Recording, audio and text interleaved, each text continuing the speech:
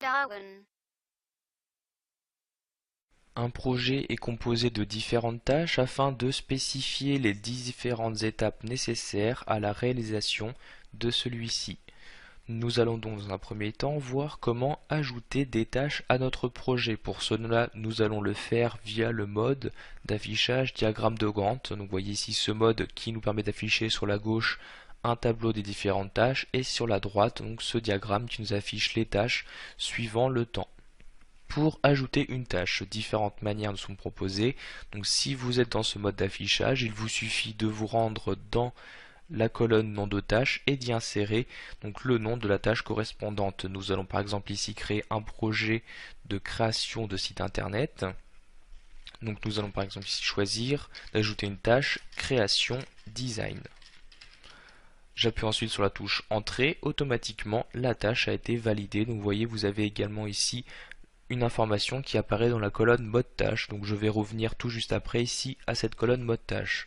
Je vais pour le moment insérer plusieurs tâches, donc création design. Ensuite nous allons faire ici l'intégration HTML CSS. Et enfin nous allons dire ici, donc pour gagner du temps, nous allons passer directement au test de ce site. Donc je vais ici insérer que ces trois tâches-ci.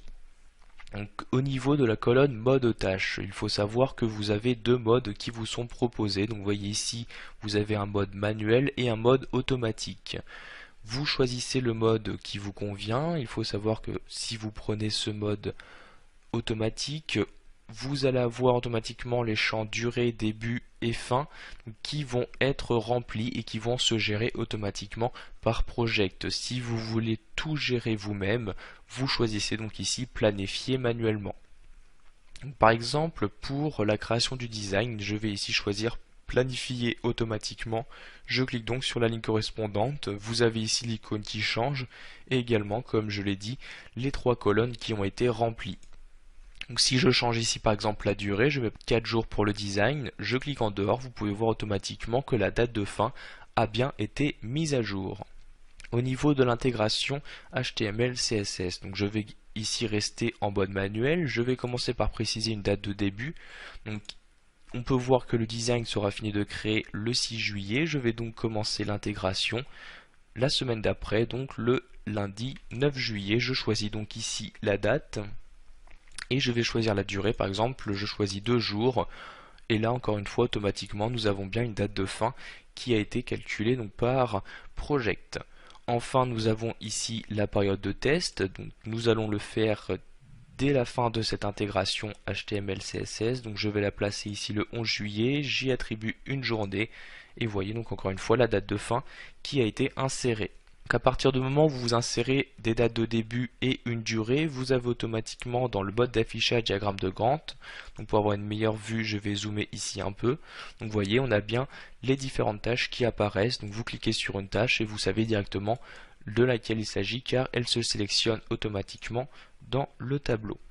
Nous venons ici de remplir les informations principales d'une tâche. Vous allez bien évidemment pouvoir préciser d'autres informations donc via les autres colonnes.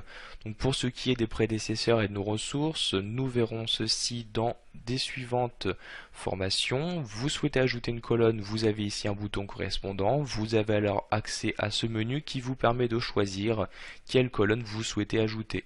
Donc comme vous pouvez le voir, vous avez quand même accès à un certain nombre de colonnes, donc à un certain nombre d'informations. Par exemple, ici, je veux gérer les priorités de mes tâches.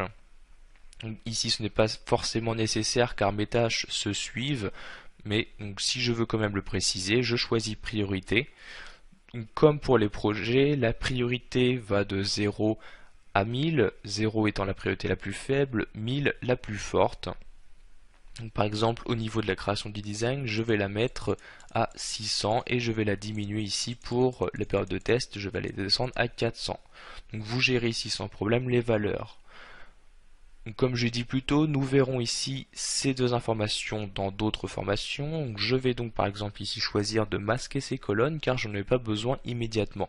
Pour masquer une colonne, vous faites un clic droit dessus et vous avez ici le bouton masquer la colonne. Je fais pareil ici pour les prédécesseurs.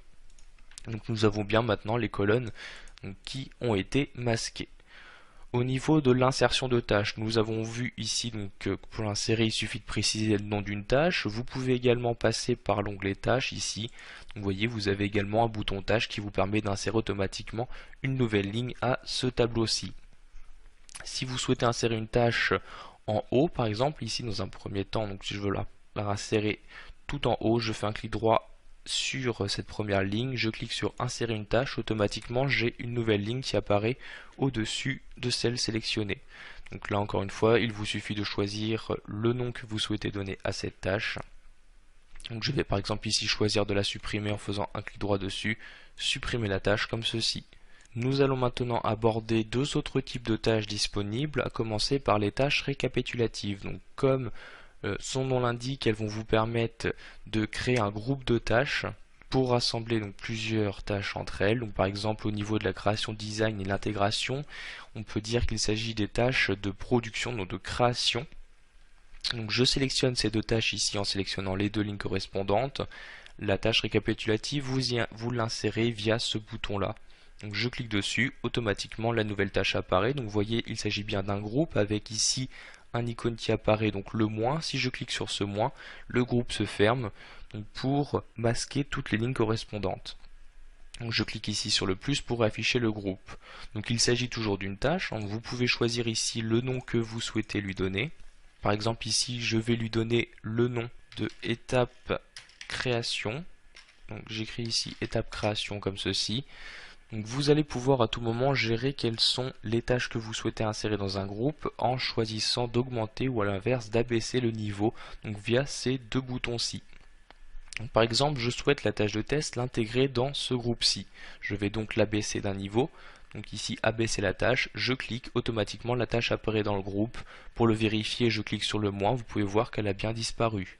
Je souhaite maintenant faire l'opération inverse, la sortir du groupe, donc je clique sur le plus pour la réafficher, je sélectionne la tâche et je clique sur le bouton hausser la tâche. Donc vous voyez automatiquement vous avez également une vue, elle se met au même niveau, donc comme quand vous gérez des listes à puces. Enfin, nous allons voir ce que nous appelons les jalons. Donc, les jalons sont une tâche un peu plus spécifique. Il s'agit en fait d'une tâche d'une durée de 0 jours. Donc, les jalons sont utilisés pour marquer un événement dans votre projet. Donc, par exemple, je veux préciser ici avant cette tâche de test qu'un nouvel employé est apparu donc dans l'entreprise. Je vais donc insérer une tâche jalon. Donc, pour ceci, je vais me rendre sur ce bouton là, donc insérer un jalon, je clique, donc il s'insère automatiquement sur la ligne au-dessus de celle sélectionnée et vous insérez donc le nom comme pour les tâches. Donc, par exemple ici je vais juste choisir d'afficher nouvel employé comme ceci. Donc vous voyez, vu qu'il s'agit d'un jalon, automatiquement il y a bien 0 jours au niveau de la durée qui a été insérée. Vous pouvez à tout moment changer l'emplacement d'une tâche. Donc vous voyez ici, vous la déplacez sans aucun problème, comme vous déplacez une ligne dans le tableur Excel. Voilà, vous avez maintenant la possibilité d'insérer différentes tâches dans votre projet en y précisant les différentes informations nécessaires à celle-ci.